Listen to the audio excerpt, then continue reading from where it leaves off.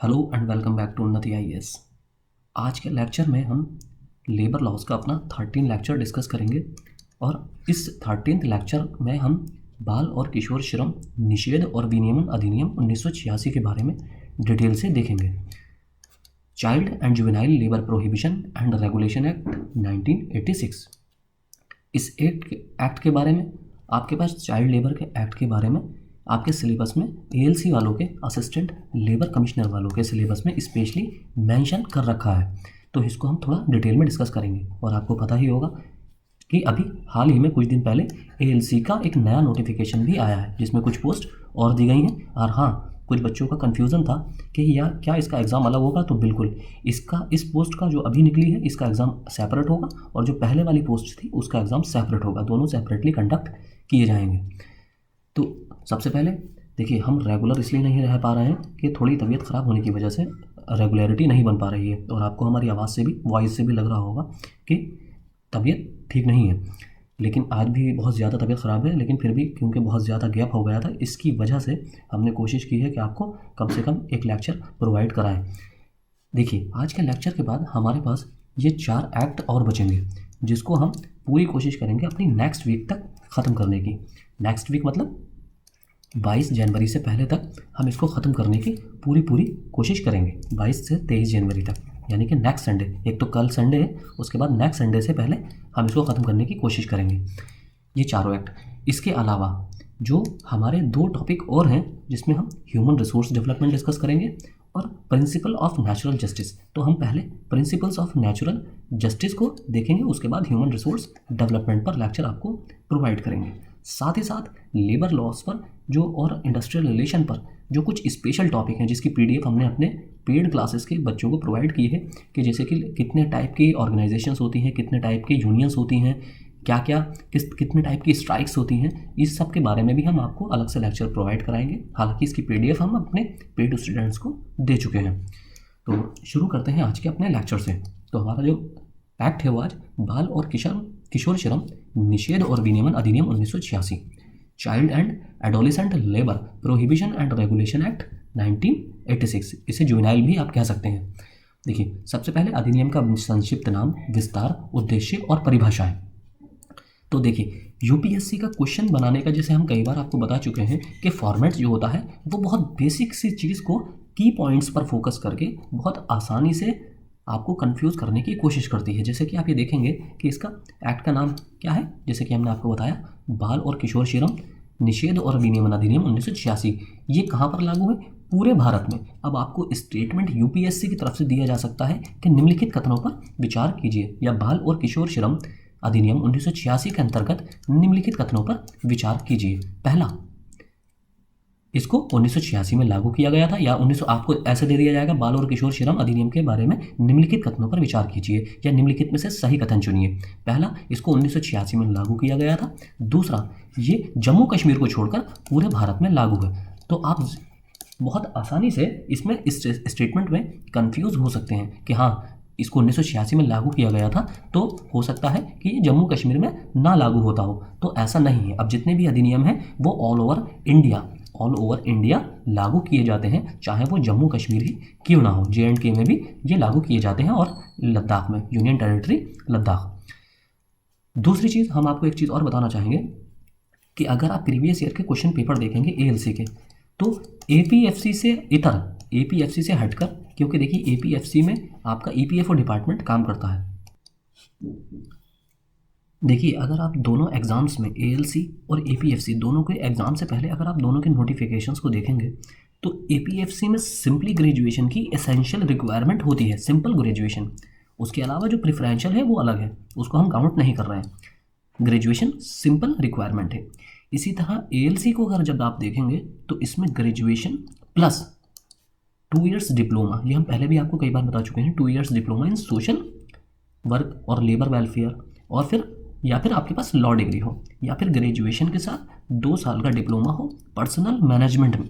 तो अब आपको इस क्वालिफिकेशन से क्या फ़र्क पता चल रहा है दोनों के एग्ज़ाम पैटर्न में। देखिए, APFC और ALC, इन दोनों में आप देखेंगे कि जो लेबर लॉज और इंडस्ट्रियल रिलेशन के, सोशल सिक्योरिटी के जो क्वेश्चन आते हैं तो एपीएफसी में बहुत सतही सरफेस लेवल के क्वेश्चन आते हैं और 120 में से maximum 20 to 25 labour laws, industrial relation, social security plus accountancy, इन सबको मिलाकर 20 से 25 क्वेश्चन ही आते हैं। वहीं अगर आप एएलसी का प्रीवियस ईयर का क्वेश्चन पेपर देखेंगे तो आपको पता चलेगा कि एक तो इसमें क्वेश्चन जो आते हैं लेबर लॉज से वो एक तो डीप क्वेश्चन आते हैं कंपैरेटिवली एपीएफसी के, डीप क्वेश्चंस इसमें पूछा जाता है। दूसरी चीज़ ये है कि एक एक एक्ट से 2 से 3 क्वेश्चन पूछे जाते हैं। अगर आप देखेंगे कारखाना अधिनियम तो 2 से 3 क्वेश्चन आपको प्रीवियस ईयर के पेपर में मिलेंगे। बाल और किशोर श्रम निषेध अधिनियम, इससे आपको 2-3 क्वेश्चन मिलेंगे। इसी तरह मैटरनिटी बेनिफिट एक्ट, इससे भी आपको 2 से 3 क्वेश्चन मिल जाएंगे।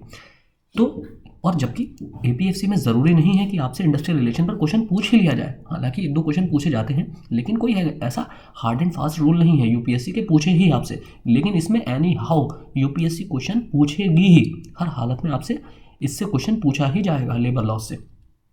तो बस यही, इसलिए आपको ये फोकस करना है इन एक्ट्स पर। तो आगे चलते हैं। अब है सेक्शन 2, इसमें क्या कहता है? सेक्शन 2 अलग अलग वर्ड्स की परिभाषा बताता है। जैसे कि हम आपको कई बार बताया है हमने कि किसी भी अधिनियम के अंतर्गत उसका इंटरप्रिटेशन बहुत ज़रूरी होता है कि कौन से वर्ड का इंटरप्रिटेशन क्या है, कि वर्ड को किस तरीके से डिफाइन किया जा रहा है, एक्सप्लेन किया जा रहा है। तो इसमें देखिए, जैसे कि कुछ वर्ड्स तो कॉमन है, जैसे कि किशोर का अर्थ एक ऐसा व्यक्ति, देखिए इससे भी डेफिनेशंस पूछी गई हैं। अगर आप एपीएफसी और एएलसी दोनों के प्रीवियस ईयर के क्वेश्चन पेपर देखेंगे तो आपको पता चलेगा, डायरेक्ट क्वेश्चन पूछा है यूपीएससी ने कि किशोर की परिभाषा के अंतर्गत, बाल एवं किशोर श्रम अधिनियम के अंतर्गत किशोर की परिभाषा में निम्न में से कौन कौन सम्मिलित है या कौन सम्मिलित नहीं है, या निम्नलिखित कथनों पर किशोर के संदर्भ में विचार कीजिए। इस तरह का क्वेश्चन यूपीएससी पूछती है। तो आप इसको बिल्कुल ऐसा ना समझें कि ये बिल्कुल कोई बेकार सी चीज़ है, इससे आपको डायरेक्ट क्वेश्चन मिलेगा, डायरेक्ट एकदम आपको इससे डायरेक्ट क्वेश्चन देखने को मिलेगा। तो इसमें है किशोर ऐसा व्यक्ति जिसने अपनी उम्र का 14वां वर्ष पूरा कर लिया है, यानी कि 14 प्लस है वो, लेकिन अपने 18वें वर्ष को पूरा नहीं किया है, यानी कि 18 से कम साल का है। सॉरी। दूसरा है उपयुक्त सरकार। उपयुक्त सरकार का मतलब आपको हर अधिनियम में एक सा ही मिलेगा कि जो कंसर्न गवर्नमेंट होती है, अगर वो किसी स्टेट गवर्नमेंट के अंडर आता है तो वहाँ की उस कंसर्न स्टेट की स्टेट गवर्नमेंट उपयुक्त सरकार होगी, और अगर कोई एस्टैब्लिशमेंट केंद्र सरकार के अंतर्गत आता है, केंद्र सरकार की टेरिटरी में आता है, तो वो सेंट्रल गवर्नमेंट के अंतर्गत एस्टैब्लिशमेंट माना जाएगा। तो उपयुक्त सरकार का अर्थ है केंद्र सरकार या रेलवे प्रशासन या प्रमुख बंदरगाह या खदान या तेल क्षेत्र के नियंत्रण के तहत एक प्रतिष्ठान के संबंध में केंद्र सरकार, और अन्य सभी मामलों में राज्य सरकार। देखिए कि उपयुक्त सरकार का मतलब क्या है कि अगर केंद्र सरकार की टेरिटरी में है तो केंद्र सरकार उसमें उपयुक्त सरकार होगी। रेलवे प्रशासन के अंतर्गत कोई एस्टेब्लिशमेंट है तो उसमें भी केंद्र सरकार होगी, क्योंकि रेलवे प्रशासन जो है, रेलवे किस में आता है? आपका सेंट्रल गवर्नमेंट के अंतर्गत। इसी तरह बंदरगाह किस में आते हैं? ये भी सेंट्रल गवर्नमेंट के अंडर में आते हैं। खदान, माइंस जो होती हैं वो भी सेंट्रल गवर्नमेंट के अंडर में आती हैं। तेल क्षेत्र जो ऑयल रिजर्व होते हैं वो भी सेंट्रल गवर्नमेंट के अंतर्गत आते हैं। इसके अलावा अन्य सभी मामले राज्य सरकार के अंतर्गत आएंगे। फिर है बच्चे।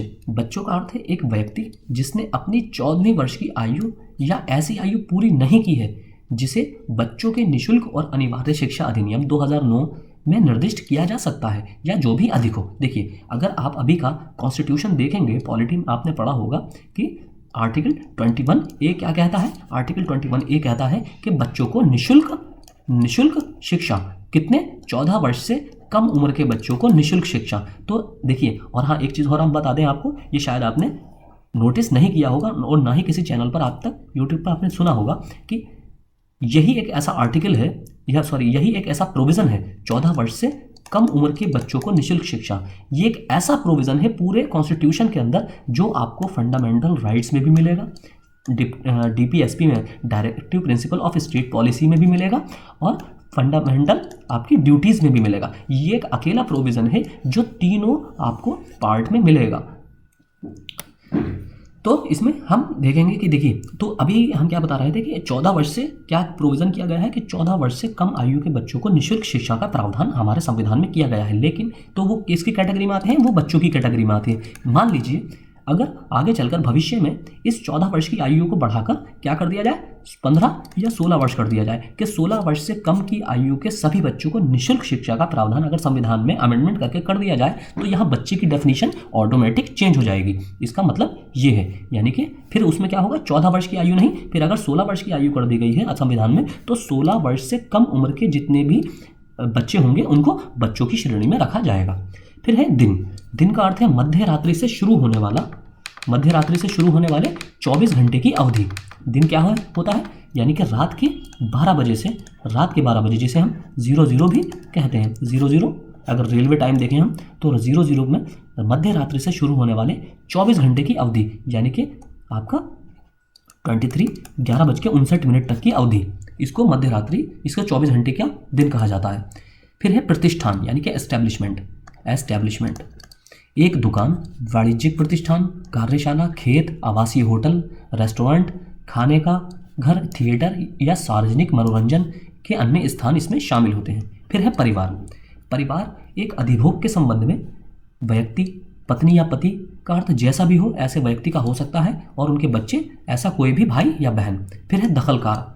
एक स्थापना या कार्यशाला के संबंध में उस व्यक्ति का अर्थ है कि जिसका प्रतिष्ठान या कार्यशाला के मामलों पर अंतिम नियंत्रण है। दखलकार से क्या मतलब समझ रहे हैं आप, यानी कि ऑनर, लास्ट जिसकी कमांड है उस प्रतिष्ठान पर। यानी कि देखिए, मान लीजिए आपने कोई एबीसी इस्टेब्लिशमेंट खोल रखा है, लेकिन आपके पास, क्योंकि आप बिजनेसमैन हैं, आप एक बिजनेस टाइकून हैं और आपके पास टाइम नहीं है, तो आपने सारा किसको दे रखा है, अपने मैनेजिंग डायरेक्टर को सारा चार्ज दे रखा है कि आप ही सब कुछ देखोगे। लेकिन कोई ऐसा लीगल मामला आ जाता है जिसमें आपका लास्ट में एमडी को कोई केस चल रहा है और एमडी से जवाब तलब किया जाता है, तो एमडी लास्ट में ये बोल देते हैं कि मैं ऑनर नहीं हूँ, ऑनर एक एक्स व्यक्ति है, आप व्यक्ति हैं एक्स और आपको ही आप ऑनर है। तो अब आपका लास्ट नियंत्रण आपका माना जाएगा कोर्ट के द्वारा आपका, तो आप दखलकार माने जाएंगे। फिर है पोर्ट अथॉरिटी। इसका अर्थ है पोर्ट का प्रशासन करने वाला कोई प्राधिकरण, कोई अथॉरिटी। फिर है सप्ताह का अर्थ है शनिवार की रात को आधी रात से शुरू होने वाली 7 दिनों की अवधि। बहुत इजी से देखिए, सिंपल से इस डेफिनेशन से, लेकिन इन्हीं डेफिनेशन से आपसे क्वेश्चन पूछा जाएगा। बहुत से बच्चों को नहीं पता होगा कि सप्ताह की अवधि सरकारी लॉ के हिसाब से कानूनन कौन से दिन से मानी जाती है। तो शनिवार की रात को आधी रात से शुरू होने वाली 7 दिनों की अवधि या ऐसी कोई अन्य रात जो किसी विशेष क्षेत्र के लिए निरीक्षक द्वारा लिखित रूप में अनुमोदित हो सकती है। देखिए, नॉर्मली क्या है, जनरल फॉर्म में तो ये शनिवार की यानी कि सैटरडे की नाइट से मिडनाइट से इसको कंसिडर किया जाएगा। लेकिन किसी पर्टिकुलर एरिया के लिए अगर वहाँ का इंचार्ज यानी कि इंस्पेक्टर कोई लिखित में आदेश दे देता है कि मान लीजिए कहीं मंडे से सप्ताह को काउंट किया जाएगा, तो उस जगह, उस विशेष क्षेत्र के लिए सप्ताह को मंडे से ही काउंट किया जाएगा। फिर है किसी व्यवसाय और प्रक्रियाओं में बच्चों के रोजगार पर प्रतिबंध। बहुत इंपॉर्टेंट है, क्योंकि देखिए पूरा का पूरा एक्ट बच्चों के ही इर्द गिर्द घूमेगा, क्योंकि बच्चों से ही रिलेटेड है। तो किसी भी व्यवसाय और प्रक्रियाओं में बच्चों के रोजगार पर प्रतिबंध, तो हम इसमें दोनों तरह के प्रोविजंस की बातें करेंगे। ऐसे प्रोविजंस जिसमें या ऐसे स्थान जहां पर बच्चों को कार्य करने की अनुमति बिल्कुल भी नहीं दी गई है और एकदम गैर कानूनी है, और उसके खिलाफ अगर ऐसा कार्य किया जाता है तो उस पर कानूनन कार्रवाई हो सकती है। और ऐसे भी प्रोविजन हम डिस्कस करेंगे जिसमें बच्चों को काम करने की अनुमति इस लॉ के हिसाब से दी गई है, यानी कि दोनों ही चीज़ें हैं। ऐसा नहीं है कि 14 साल से कम के बच्चों को या 18 साल से कम के बच्चों को हर काम से मना कर दिया गया है, ऐसा नहीं है। दोनों ही चीज़ें हैं। बहुत सी जगहों पर बिल्कुल मना है, बहुत सी जगहों पर पूरी छूट है, और बहुत सी जगहों पर कुछ रेस्ट्रिक्शंस के साथ काम करने की अनुमति है। तो देखते हैं इसमें, जहां पर रोजगार पर प्रतिबंध है बच्चों के लिए, किसी भी व्यवसाय को प्रक्रिया में काम करने की अनुमति नहीं दी जाएगी, लेकिन ये उपबंध वहां लागू नहीं होगा जहां बच्चा पहला अपने परिवार या परिवार के उद्यम में मदद करता है। यानी कि अगर आप पेरेंट्स हैं और आपका कोई बच्चा है एक्स या ए, कोई बच्चा है, अगर ये आपके ही बिजनेस में कहीं आपकी हेल्प कर रहा है, यानी कि मान लीजिए आप किसी शॉप के ओनर हैं और आपका शॉप ओनर है और बच्चा आपके साथ शॉप पर बैठा हुआ है वैसे, और कोई कस्टमर आता है और आपसे कहता है कि एक ब्रेड चाहिए उसे, तो आप अपने बच्चे से बोल देते हैं, या बेटे जा ब्रेड उठाकर ला दे। तो इसका मतलब ये नहीं है कि आप उससे काम करा रहे हैं, मतलब उसको कोई नौकर की हैसियत से रखे हुए हैं, तो आपका वो हेल्प कर रहा है, एक तरह से वो हाथ बटाने का काम कर रहा है। आप उसको कोई सैलरी नहीं दे रहे हैं और ना ही आप उसको नौकर की तरह ट्रीट कर रहे हैं, आप उससे हेल्प ले रहे हैं, बस हल्की सी वो आपका काम बटा रहा है। तो इसको इस कंडीशन में उस पर काम पर प्रतिबंध नहीं लगाया जा सकता। जो अपने स्कूल के घंटों के बाद या छुट्टियों के दौरान अनुसूची में निर्धारित किसी भी खतरनाक व्यवसायों या प्रक्रिया के अलावा है। यानी कि कोई भी ऐसा एस्टेब्लिशमेंट जहां पर केमिकल का यूज़ नहीं होता है, वहां पर भी वो अपने पेरेंट्स के साथ या किसी और जगह पर काम कर सकता है। लेकिन देखिए, अगर मान लीजिए आप पेरेंट्स हैं और आपकी कोई केमिकल प्लांट है, तो आप उस कंडीशन में अपने बच्चों को वहाँ पर नहीं लेकर जा सकते। यानी कि वहाँ पर आपको मतलब किसी तरह की हेल्प नहीं ले सकते कोई सामान वामान उठवाने की, अगर आप केमिकल प्लांट के मालिक हैं और आप अपने छोटे बच्चों को वहाँ पर किसी भी तरह से उनकी हेल्प नहीं ले सकते। फिर है एक वीडियो ऑडियो विजुअल मनोरंजन उद्योग में एक कलाकार के रूप में बच्चा काम कर सकता है, जिसमें विज्ञापन, फिल्में, टेलीविज़न धारावाहिक या ऐसे कोई अन्य मनोरंजन या खेल गतिविधियां शामिल हैं, सर्कस को छोड़कर। ऐसी स्थितियों और सुरक्षित उपायों का अधीन है जैसा कि निर्धारित किया गया है। देखिए, आपने देखा होगा बच्चों को सीरियल्स में काम करते हुए, आपने फिल्मों में काम करते हुए देखा होगा बच्चों को, तो यहाँ पर सब जगह पर बच्चों को काम करना अलाउ है, लेकिन सर्कस में पूरी तरह से मना दी है। आपने देखा होगा, अगर आप छोटेपन में आपने देखा होगा, जो यहाँ पर 28 से 30 साल के स्टूडेंट्स हैं या कैंडिडेट्स हैं या 25 साल से अबव के कैंडिडेट्स हैं, उन्होंने अपने बचपन में देखा होगा कि सर्कस आते थे और सर्कस में बच्चे काम करते थे। जो ब्लैक एंड वाइट टीवी होते थे हमारे लोगों के घरों में, तो सर्कस आता था टीवी पर, तो उसमें बच्चे काम करते थे। लेकिन अब ऐसा नहीं है, अब पूर्ण प्रतिबंध लगा दिया गया है बच्चों के काम करने पर। बच्चे सर्कस में काम नहीं कर सकते, लेकिन टीवी सीरियल्स में, फिल्मों में काम कर सकते हैं। लेकिन उसके लिए कंडीशन ये है कि उनको पूरी तरह से सेफ्टी मेजर्स का, कंपनी जो फिल्में बना रही हैं, जो डायरेक्टर हैं, जो प्रोड्यूसर हैं, उनको पूरी तरह से बच्चों के सेफ्टी मेजर्स का ध्यान रखना होगा, उनकी हेल्थ का पूरा ध्यान रखना होगा। और लेकिन इससे उनकी शिक्षा पर भी प्रभाव नहीं पड़ना चाहिए। अगर भले ही वो फिल्मों में काम कर रहे हैं, वो टीवी सीरियल्स में काम कर रहे हैं, देखिए टीवी सीरियल्स में आप जो बच्चे देखते हैं उनका जो शूट लिया जाता है वो रात के टाइम में लिया जाता है। तो अगर आप ये देखेंगे, मतलब डे लाइट के उस जो उनका स्कूल टाइम होता है, स्कूल टाइम के बाद या छुट्टी के समय लिया जाता है, जैसे संडे वगैरह में, तो इसलिए उनको उस कंडीशन में उनको फिल्मों में काम करने के लिए छूट दी गई है। अगर उनकी शिक्षा पर प्रभाव पड़ेगा बच्चों की, तो उनको किसी भी तरह का छूट नहीं दी जा सकती फिल्मों में काम करने की या टीवी सीरियल्स में काम करने की। फिर है इसमें आगे बच्चों के संबंध में परिवार। अब देखिए, जैसे कि हमने आपको बताया कि बच्चे अपने माता पिता के जो या फिर परिवार के जो इस्टेब्लिशमेंट हैं, जो उद्योग हैं, उसमें हाथ बटा सकते हैं या काम कर सकते हैं। तो यहाँ परिवार की डेफिनेशन में कौन लोग आएंगे? ऐसा नहीं है कि जैसे कहीं बच्चा काम कर रहा है और वहाँ पर कोई ALC लेबर कमिश्नर आ गया और उसने नोटिस कर लिया कि बच्चा यहाँ काम कर रहा है, तो दुकानदार ये कह दे अरे ये मेरा अपना ही बेटा है, और उसको भी डरा दिया उसने बच्चे को कि यही बोलना है तुझे कि मैं तेरा पापा हूँ। तो इस तरह से तो बच्चे की डेफिनेशन में कौन आएगा? बच्चे के संबंध में परिवार का अर्थ है उसकी माँ, पिता, भाई बहन,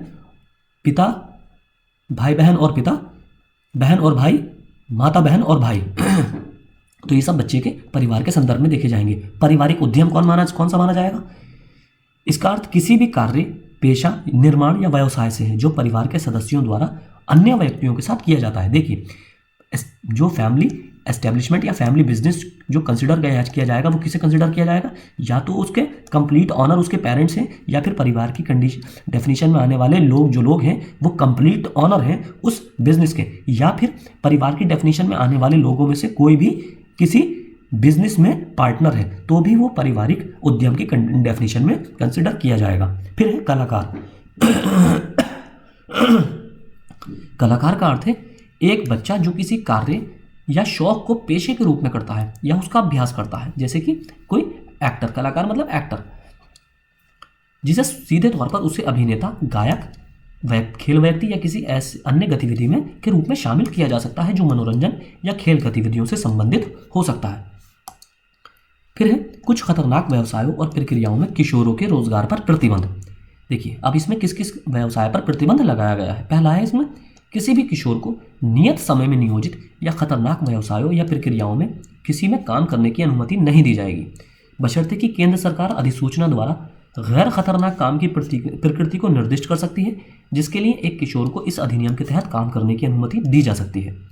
ऐसा संशोधन केंद्र सरकार द्वारा 3 महीने की अग्रिम सूचना देकर राजपत्र में प्रकाशित करके लागू किया जा सकता है। देखिए, कहीं नोटिफाइड एरिया में काम करने की अगर सरकार छूट देगी, सेंट्रल गवर्नमेंट बच्चों को छूट देगी, तो उसके लिए सेंट्रल गवर्नमेंट 3 महीने का 3 मंथ्स का एडवांस नोटिस देगी। यानी कि अगर आज जनवरी 15 को वो नोटिस दे रही है कि हमें 15 अप्रैल से इस XYZ एस्टेब्लिशमेंट में बच्चों को काम करने की छूट हम प्रोवाइड कर रहे हैं, तो उसको 3 महीने पहले ही एडवांस नोटिस देना पड़ेगा। फिर है तकनीकी सलाहकार समिति, सबसे इंपॉर्टेंट यही है इसके अंदर। केंद्र सरकार सरकारी राजपत्र में अधिसूचना द्वारा अनुसूची के लिए व्यवसायों और प्रक्रियाओं के अलावा केंद्र सरकार को सलाह देने के लिए एक सलाहकार समिति का गठन, जिसे तकनीकी सलाहकार समिति कहा जाएगा, इसका गठन कर सकती है। इसमें कौन होगा? देखिए, इसका कंपोजिशन जो है वही हमारे लिए इंपॉर्टेंट है। किसी भी समिति की, कमेटी की कंपोजिशन या स्ट्रक्चर ही हमारे लिए इंपॉर्टेंट होता है एग्जाम पर्सपेक्टिव से। तो इसमें एक अध्यक्ष होंगे, ऐसे अन्य सदस्य होंगे जो 10 से अधिक नहीं होंगे। तो आपसे इस तरह क्वेश्चन पूछा जा सकता है कि बाल और किशोर श्रम अधिनियम के अंतर्गत तकनीकी सलाहकार समिति के संदर्भ में निम्नलिखित कथनों पर विचार कीजिए। इसमें एक अध्यक्ष और अधिकतम 20 सदस्य हो सकते हैं। तो आपको पता होना चाहिए इसमें 10 से अधिक सदस्य नहीं होंगे, जैसा कि केंद्र सरकार द्वारा नियुक्त किया जा सकता है। समिति जितनी बार आवश्यक होगा उतनी बार बैठक करेगी और अपनी प्रक्रिया को विनियमित करने के लिए की उसे शक्ति होगी, यानी कि अपनी जो प्रक्रियाएं होंगी उसे रेगुलेशन की, उसे रेगुलेट करने की भी पावर इस कमेटी के पास होगी। फिर है समिति यदि वो ऐसा करना आवश्यक समझती है तो एक या एक से अधिक उप समितियों का गठन कर सकती है, यानी कि समिति अपने आप ही सब कमेटीज का गठन कर सकती है और ऐसे किसी भी उप समिति में नियुक्ति कर सकती है, यानी कि सब कमेटी का गठन भी कर सकती है और इसमें मेंबर्स को अपॉइंट भी ये तकनीकी सलाहकार समिति अपने आप से ही कर सकती है, चाहे वो आमतौर पर या किसी विशेष मामले पर विचार करने के लिए कोई व्यक्ति जो समिति का सदस्य नहीं है। देखिए, ऐसे लोगों को अपॉइंट कर सकती है इस कमेटी में, सब कमेटी में, जो इस सलाहकार समिति का सदस्य नहीं है। ऐसे भी लोगों को इसमें अपॉइंट किया जा सकता है। दूसरी चीज़, किसी जनरल मामले के लिए, यानी कि कोई सामान्य मामला हो उसके लिए भी इसको परमानेंट सब कमेटी भी अपॉइंट कर सकती है, या फिर कोई विशेष मामला आ जाए, विशेष मामले के अंतर्गत भी, जैसे तदर्थ कमेटी आपने पढ़ी होंगी, तदर्थ कमेटीज जो कॉन्स्टिट्यूशन में प्रोविजन है पार्लियामेंट के अंदर, तदर्थ कमेटियों का जो किसी विशेष मुद्दे के लिए बनाई जाती हैं और उस मुद्दे के हल होने के बाद उन कमेटियों को अपने आप ही डिसॉल्व कर दिया जाता है। तो इस तरह की भी सब कमेटीज इस सलाहकार समिति द्वारा बनाई जा सकती हैं। परमानेंट कमेटी भी बनाई जा सकती हैं और तदर्थ, जिसे एडहॉक कमेटीज कहा जाता है, सब कमेटीज के नाम से होंगी, मगर ये सब कमेटीज ऐसी बनाई जा सकती हैं। फिर है कार्यालय। कार्यालय में आकस्मिक रिक्तियों को भरने का तरीका और समिति के अध्यक्ष और अन्य सदस्यों के लिए देय भत्ते यदि कोई हो, और शर्तों और प्रतिबंध जिसके अधीन समिति किसी भी ऐसे व्यक्ति को नियुक्त कर सकती है जो समिति के सदस्य के रूप में, इसकी किसी भी उप सदस्य के रूप में नहीं होंगे, यानी कि किसी भी ऐसे सदस्यों को इसमें नियुक्त किया जा सकता है आकस्मिक रिक्तियों को भरने के लिए जो इसकी सलाहकार समिति, तकनीकी सलाहकार समिति के सदस्य नहीं हैं। अब है काम के घंटे और अवधि। कोई भी किशोर को ऐसी स्थापना या प्रतिष्ठानों के वर्ग के लिए निर्धारित संख्या से अधिक घंटों में किसी भी प्रतिष्ठान में काम करने की आवश्यकता या अनुमति नहीं दी जाएगी। प्रत्येक दिन के काम की अवधि इतनी तय होगी कि कोई भी अवधि 3 घंटे से अधिक नहीं होगी। यानी कि देखिए, बच्चे को शिफ्ट में मतलब एक बार में कंप्लीट काम करने के लिए उसको इंस्टॉलमेंट में काम करने की अनुमति होगी। जैसे मान लीजिए, जैसे 8 घंटे की उसको काम, 8 घंटे की अनुमति है काम करने की, तो वो एक बार में लगातार 3 घंटे से उससे ज़्यादा काम नहीं लिया जा सकता।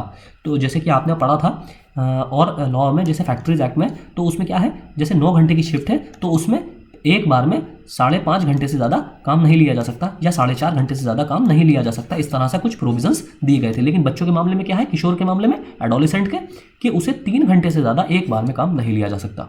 एक बार में 3 घंटे से अधिक काम नहीं करेगा बच्चा, और उसे कम से कम 1 घंटे के आराम के लिए अंतराल अगर नहीं दिया जाता है तो उससे साथ ही साथ 3 घंटे काम करेगा एक बार में, इससे ज़्यादा नहीं, और साथ ही उसे 1 घंटे का उसे ब्रेक दिया जाएगा। जैसे कि एडल्ट के मामले में क्या है, उसे 30 मिनट्स का ब्रेक दिया जाता है। फिर है किशोर को कि काम की अवधि इतनी व्यवस्थित होगी कि काम के अंतराल को सम्मिलित करते हुए इसे 6 घंटे से अधिक नहीं बढ़ाया जाएगा, जिसमें किसी काम के इंतजार में बिताया गया समय भी शामिल है। देखिए, मान लीजिए बच्चे को कहा गया है, देखिए किसी बच्चे को किसी काम में सरकार ने, गवर्नमेंट ने अलाउ कर दिया है। पहली चीज़ तो आप ये याद रखिए कि बच्चे से, किसी भी किशोर से 6 घंटे से ज़्यादा काम नहीं लिया जा सकता इस एक्ट के अकॉर्डिंग। ये एक्ट क्या कहता है कि कोई भी किशोर 6 घंटे से ज़्यादा किसी भी एस्टेब्लिशमेंट में काम नहीं करेगा। तो अब पहली चीज़। दूसरी कंडीशन क्या है, मान लीजिए कोई XYZ एस्टेब्लिशमेंट है, यहाँ पर सरकार ने अनुमति दे रखी है बच्चों को काम करने की। अब इसको, ये XYZ का कोई ए ऑनर है, इसने एक बच्चे को बुलाया कि आपको काम करना है और आपको 7 बजे से काम करना है। 7 बजे से 6 घंटे कितने होंगे, 1 बजे तक 6 घंटे का टाइम होगा, दोपहर के 1 बजे तक। मान लीजिए अब ये बच्चा 7 बजे से 5-10 मिनट पहले ही वहाँ पर एस्टेब्लिशमेंट में पहुँच जाता है, लेकिन काम शुरू होने में भी समय लग रहा है और काम शुरू होते होते 7:30 बज जाते हैं। तो अब पहली चीज़ याद रखिए, बच्चे को जिस टाइम बुलाया गया था टाइम इसी 7 बजे से काउंट कर लिया जाएगा। ये ऐसा नहीं है। अब ये ऑनर जो है, ए ऑनर जो है, ये नहीं बोल सकता कि तुमने 7:30 बजे से काम किया है इसलिए तुम आधे घंटा और यानी कि 1:30 बजे तक काम करोगे, ऐसा नहीं है। उसको 1 बजे तक ही काम करना है, पहली चीज़। दूसरी चीज़, उसको 3 घंटे से ज़्यादा एक बार में काम नहीं लिया जाएगा। यानी कि अब वो 7:30 बजे से सीधा उसको यानी कि आपका 10:30 बजे तक, 10:30 बजे तक एक बार में उससे काम लिया जा सकता है, इससे ज़्यादा नहीं। उसके बाद फिर उसे 1 घंटे का ब्रेक दिया जाएगा, यानी कि 11:30 तक का। अब वो 11:30 से कब तक काम करेगा? 1 बजे तक, बस। उसके बाद अब ये नहीं कहा जा सकता कि तुमने आधे घंटे देर से शुरू किया था, तो इसमें उस बच्चे की कोई गलती नहीं है। फिर है, किसी भी किशोर को रात 7 बजे से सुबह 8 बजे के बीच काम करने की अनुमति आवश्यकता नहीं होगी। यानी कि रात के 7 बजे से और सुबह 8 बजे तक बच्चा काम किसी भी हालत में उसे अपॉइंट नहीं किया जाएगा। किसी किशोर को ओवर टाइम करने के लिए आवश्यकता या अनुमति नहीं दी जाएगी। इसमें अनुमति नहीं दी जाएगी, नहीं दी जाएगी होगा, इसमें नहीं दी जाएगी। किसी भी किशोर को कोई भी प्रतिष्ठान उस दिन काम करने की अनुमति नहीं देगा जिस दिन वो पहले से ही किसी अन्य प्रतिष्ठान में काम कर रहा हो। यानी कि मान लीजिए जैसे 8 बजे से उसको कहीं पर कोई 4 घंटे का काम मिल गया, 8 बजे से 12 बजे तक का। अब मान लीजिए वो ये सोचे बच्चा कि उसे पैसे की प्रॉब्लम है, उसके घर वालों को, उसके पेरेंट्स को, तो वो ये सोचे कि इसको दूसरे प्रतिष्ठान में कहीं 2 बजे से दूसरे काम पे लगा दो, 2 बजे से 6 बजे तक। तो ऐसा नहीं किया जा सकता। अगर उसने किसी दिन काम किया है तो उसी दिन किसी दूसरे प्रतिष्ठान में अलग से काम नहीं कर सकता। फिर है निरीक्षक को सूचना, इंस्पेक्टर को इंफॉर्मेशन। एक प्रतिष्ठान के संबंध में दखलकार हमने कौन बताया था? जो ऑनर है, जिसका लास्ट नियंत्रण है कंपनी पर। इसमें एक किशोर को नियोजित किया गया था। इस तरह के प्रतिष्ठान के संबंध में इस अधिनियम के प्रारंभ होने की तारीख से तुरंत पहले काम करने की अनुमति दी गई थी। ऐसे शुरुआत से 30 दिनों की अवधि के भीतर निरीक्षक को भेजना, जिसका क्षेत्र अधिकार के अंतर्गत प्रतिष्ठान सम्मिलित है, एक लिखित सूचना जिसमें निम्नलिखित विवरण होते हैं। यानी कि जब किसी बच्चे को किसी एस्टेब्लिशमेंट में अपॉइंट किया जाएगा तो वहाँ का जो उस क्षेत्र का जो निरीक्षक होगा, इंस्पेक्टर होगा, उसे सूचना देना उस ऑनर का कर्तव्य होगा या दायित्व होगा। और उसमें क्या क्या विवरण दिए जाएंगे उस सूचना में? स्थापना का नाम और स्थिति, यानी कि उसकी कंडीशन क्या है, कहाँ पर लोकेटेड है और उसका नाम क्या है स्थापना का, एस्टेब्लिशमेंट का। स्थापना के वास्तविक प्रबंधन में व्यक्ति का नाम, यानी कि उसका जो मैनेजर है उस एस्टेब्लिशमेंट का, उसका नाम। पता जिसे प्रतिष्ठान से संबंधित संचार भेजा जाना चाहिए, यानी कि वो एड्रेस देना पड़ेगा जहाँ पर इंस्पेक्टर को समय समय पर कम्युनिकेशन के लिए कम्युनिकेशन की ज़रूरत होगी। स्थापना में किए गए व्यवसाय या प्रक्रिया की प्रकृति, यानी कि कौन उस एस्टेब्लिशमेंट में क्या काम होता है और उसका नेचर कैसा है काम का, ये भी इस विवरण में बताना होगा। धारा 7, 8 और 9, कोई भी प्रतिबंध किसी भी प्रतिष्ठान पर लागू नहीं होगा जिसमें किसी भी प्रक्रिया को उसके परिवार की सहायता से या उसके द्वारा स्थापित किसी स्कूल में या सरकार से सहायता या मान्यता प्राप्त करने के लिए किया जाता है। तो ऐसे पर धारा 7, 8 और 9 लागू नहीं होगा। अब है रजिस्टर का रखरखाव, यानी कि मेंटेनेंस ऑफ रजिस्टर्स। किसी भी प्रतिष्ठान में काम करने वाले या काम करने की अनुमति देने वाले या किसी भी प्रतिष्ठान में काम करने की अनुमति देने के लिए प्रत्येक निरीक्षक द्वारा काम के घंटों के दौरान जब किसी भी ऐसे प्रतिष्ठान में काम किया जा रहा हो तो रजिस्टर रखने की अनुमति होगी। प्रत्येक किशोर का नाम और जन्मतिथि, ताकि काम करने की अनुमति दी जाए। यानी कि देखिए, कोई भी किशोर जब अपॉइंट किया जाएगा तो उसका वहाँ पर डेट ऑफ बर्थ ज़रूर मेंशन होनी चाहिए रजिस्टर में। किसी भी ऐसे किशोर के काम के घंटे और अवधि और बाकी के अंतराल जिसका उसे अधिकार है, यानी कि उसके काम के घंटे भी, टाइम पीरियड भी पता होना चाहिए कि कब से कब तक काम करेगा और कितना उसको ब्रेक दिया जाएगा, ये सब कुछ मेंशन रजिस्टर में होना चाहिए। और उसका नाम तो होना ही चाहिए बच्चे का, कि बच्चे का नाम क्या है। ऐसे किसी किशोर के काम की प्रकृति, यानी कि अगर उससे जो काम लिया जा रहा है उस काम का नेचर कैसा है, वो काम किस तरह का है, ये भी उससे पूछा जाए, बताया, लिखना, वहाँ मेंशन करना होगा। ऐसे अन्य विवरण जो निर्धारित किए जा सकते हैं, यानी कि कोई इंस्पेक्टर ये अलग से भी ऑर्डर दे सकता है कि आपको और कौन सी डिटेल्स यहाँ प्रोवाइड करनी है। फिर है स्वास्थ्य और सुरक्षा। अब उसको बच्चे के स्वास्थ्य के लिए उपयुक्त सरकारी राजपत्र में अधिसूचना द्वारा किसी भी प्रतिष्ठान या प्रतिष्ठानों के वर्ग में काम करने के लिए नियोजित या अनुमति प्राप्त किशोरों के स्वास्थ्य और सुरक्षा के लिए नियम बना सकती है। जैसे वो नॉर्मल ही है, देखिए, काम का स्थान पर सफाई और शोर से मुक्त होना चाहिए, कचरे का निपटान की वहाँ व्यवस्था होनी चाहिए, हवादार होना चाहिए, यानी कि सारा वहाँ पर वेंटिलेशन होना चाहिए, धूल और धुआं नहीं होना चाहिए, कृत्रिम आर्द्रीकरण, ह्यूमिडिफिकेशन नहीं होनी चाहिए, प्रकाश की व्यवस्था होनी चाहिए, रोशनी की, पीने के पानी की व्यवस्था होनी चाहिए। तो ये नॉर्मल सी चीज़ें हैं। फिर है शस्तियाँ। अब मेन इंपॉर्टेंट हमारी चीज़ आती है पेनल्टीज़ पर, कि अगर प्रोविजंस का उल्लंघन होता है तो पेनल्टीज़ किस किस तरह की है। देखिए, जो भी किसी बच्चे को नियुक्त करता है या धारा 3 के प्रावधानों के उल्लंघन में काम करने के लिए किसी भी बच्चों को अनुमति देता है तो उसे कारावास की सज़ा दी जाएगी। अब कारावास क्या है, कम से कम 6 महीने और अधिक से अधिक 2 साल तक का हो सकता है। यानी कि सेक्शन 3 के प्रोविजन के उल्लंघन होने पर, सेक्शन 3 का वायोलेशन होने पर क्या होगा कि कम से कम 6 मंथ की सजा होगी और अधिकतम 2 साल की सजा, 2 ईयर्स का इम्प्रिजनमेंट हो सकता है। और साथ ही जुर्माना कितना होगा, कम से कम 20,000 रुपये, यानी कि 20,000 रुपये तक का जुर्माना, 20,000 रुपये से लेकर अधिक से अधिक 50,000 तक का जुर्माना हो सकता है, या फिर ये दोनों ही चीज़ें पेनल्टी पड़ सकती है। ऐसे बच्चों के माता पिता या अभिभावकों को दंडित नहीं किया जाएगा जब तक कि वे धारा 3 के प्रावधानों के उल्लंघन में ऐसे बच्चों को व्यावसायिक उद्देश्य की अनुमति नहीं देते हैं। यानी कि ऐसे बच्चों के माता पिता को यहाँ पर जो इम्प्रिजनमेंट या सज़ा नहीं दी जाएगी। अगर उन्होंने अपनी तरफ से कोई परमिशन बच्चे को नहीं दी है और बच्चा अपनी मर्जी से काम करने चला गया है, तो ऐसे में माता पिता को किसी भी तरह से दोषी नहीं ठहराया जाएगा। फिर है, जिस किसी को भी धारा 3 या धारा 3 का के तहत अपराध का दोषी ठहराया गया है और यदि वो बाद में वही अपराध दोहराता है तो उसे कम से कम 1 वर्ष के लिए कारावास की सजा दी जाएगी, जो 3 साल तक बढ़ सकती है। जैसे देखिए, हमने क्या देखा था कि अगर सेक्शन 3 के प्रोविजन का उल्लंघन होता है, वायोलेशन होता है, तो सजा कम से कम कितनी मिलेगी, 6 महीने और अधिक से अधिक 2 साल, 2 ईयर्स की सजा दी जाएगी। और साथ ही जुर्माना कितना, कम से कम 20,000 रुपये और अधिक से अधिक 50,000 रुपये। लेकिन मान लीजिए उसी प्रोविजंस का दोबारा से उल्लंघन किया गया है, उस व्यक्ति द्वारा, सेम प्रोविजन का उल्लंघन दोबारा किया गया है, तो कम से कम 1 वर्ष की सजा और अधिकतम 3 साल की सजा उसको दी जा सकती है। अब है बाल और किशोर श्रम पुनर्वास निधि, रिहेबिलिटेशन फंड।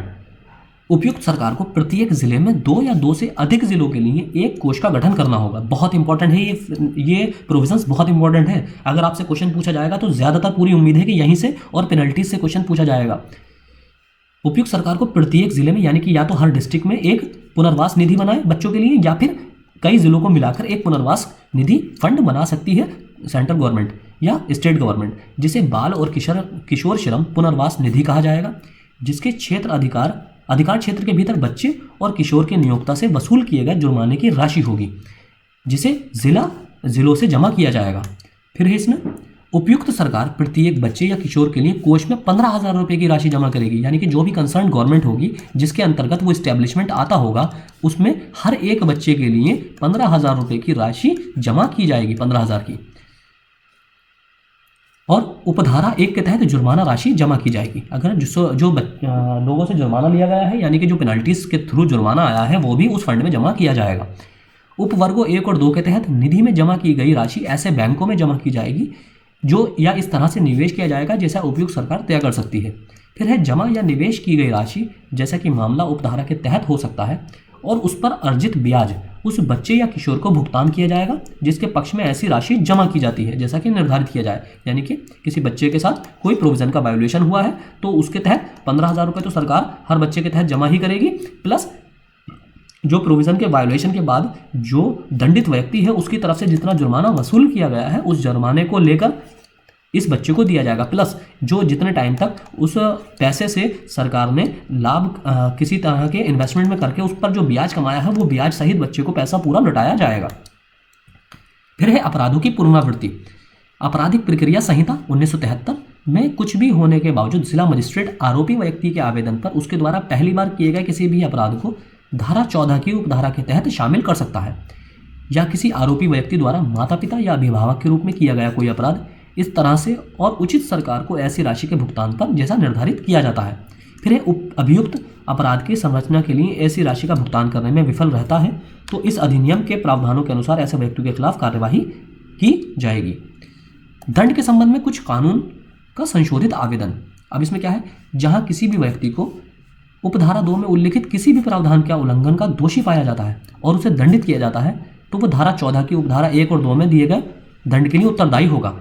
अब इसमें क्या है, जैसे कि उपधारा 2 में उल्लिखित प्रावधान क्या क्या है, जैसे कि कारखाना अधिनियम की अगर धारा 67 का उल्लंघन होता है तो ये आप देख सकते हैं, खान अधिनियम की धारा 40, मर्चेंट शिपिंग अधिनियम की धारा 109, तो आपसे इतना डिटेल में नहीं पूछा जाएगा।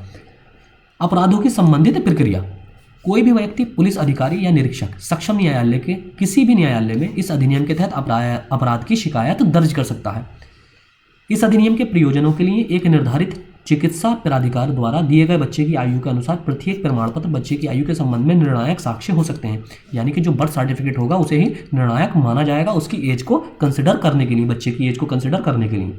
फिर है मेट्रोपॉलिटन मजिस्ट्रेट या प्रथम श्रेणी के मजिस्ट्रेट से अवर कोई भी न्यायालय, अवर मतलब लोअर, लोअर कोई भी न्यायालय, और पिरवर होता है अपर, पिरवर क्या होता है, पिरवर होता है अपर, कोई भी न्यायालय इस अधिनियम के अधीन किसी भी अपराध का विचार नहीं करेगा। निरीक्षक की नियुक्ति, अब निरीक्षकों की नियुक्ति कैसे होगी? उपयुक्त सरकार इस अधिनियम के प्रावधानों के अनुपालन के उद्देश्य के लिए निरीक्षकों की नियुक्ति कर सकती है, और नियुक्त किए हुए किसी भी निरीक्षक को भारतीय दंड संहिता 1860 के तहत के अर्थ के भीतर एक लोक सेवक माना जाएगा, यानी कि उसे पब्लिक सर्वेंट माना जाएगा। जो एएलसी होंगे उन्हें क्या माना जाएगा? पब्लिक सर्वेंट, यानी कि एज एन आईएएस ऑफिसर के इक्विवेलेंट उनको माना जाएगा।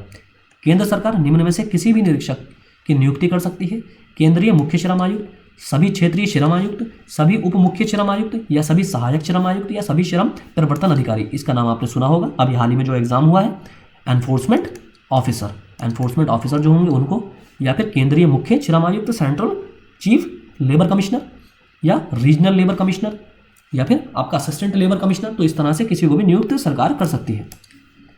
उपबंधों का क्रियान्वयन, जिला मजिस्ट्रेट का यह कर्तव्य होगा कि वो इस अधिनियम के उपबंधों का क्रियान्वयन सुनिश्चित करेगा। निरीक्षण कौन करेगा?